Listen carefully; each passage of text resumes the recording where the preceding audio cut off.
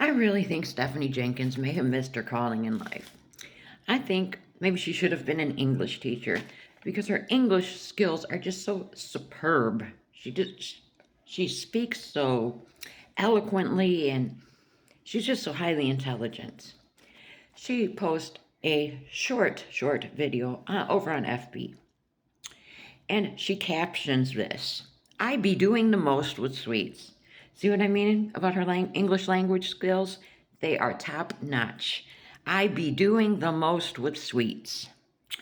I'm actually pretty normal, whatever that looks like. Well, normal does not look anything like Stephanie Jenkins. I know they say normal is subjective, but I'm pretty sure that it is quite the opposite of Stephanie Jenkins. Quite the opposite. And on the screen, we see her. She is eating. She has a package of the Fun Dip. Now, you remember the Fun Dip. Well, I'm old. I'm 48 years old. It was, popular when I was a kid. It's a package of this powder, like the powder from inside of a pixie stick. The sweet, sugary powder. And it comes with this plain white stick. You lick it, you dip it in the dip, and lick the powder off. Well, she's not using the white stick that comes with it. She's using, it looks like a blow pop. Okay? And this Fun Dip is from Valentine's Day. Valentine's Day was in February. We are now in July, almost August. And she is eating this pack of candy from Valentine's Day. And I'm sure it's from Valentine's Day because it's on the Fun Dip package. There is a heart, and it says to and from.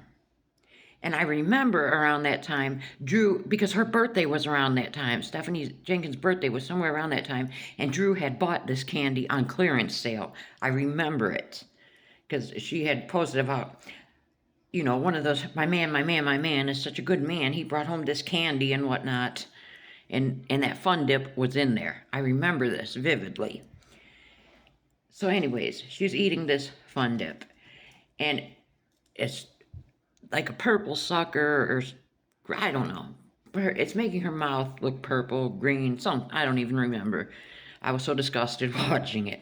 Anyways, then on the screen, she says, if you must blame my yellow teeth on something, at least get it right. And blame it on MJ, coffee, and never satisfied sweet tooth. I guess she just thinks, teeth brushing doesn't have a part in this, I guess. But whatever. I mean, yes, this is a dead tooth. That is not from lack of brushing or any of that.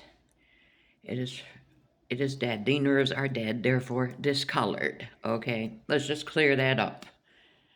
But here she is again, admitting that she is still partaking in the MJ. That is the point to this all. And then, her and her Colombian coffee, and now her sweet tooth. Apparently, she never learned that, after coffee, you brush your teeth. After anything that can stain, you brush them. Apparently, this was never taught to her, or I don't really know. But to admit you are still partaking in the MJ when you are homeless. And to have absolutely no shame about it at all. And, I've been saying for some time that there are signs of addict behavior with her. Now, I've said this before myself. I am an addict in recovery. I am a recovering opiate addict. Okay? When you suffer with a substance problem, you crave sugar like mad.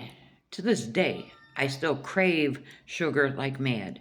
It's because this sugar works in your brain similarly to that of the substances. It releases whatever chemical, serotonin and whatever else that makes you feel good.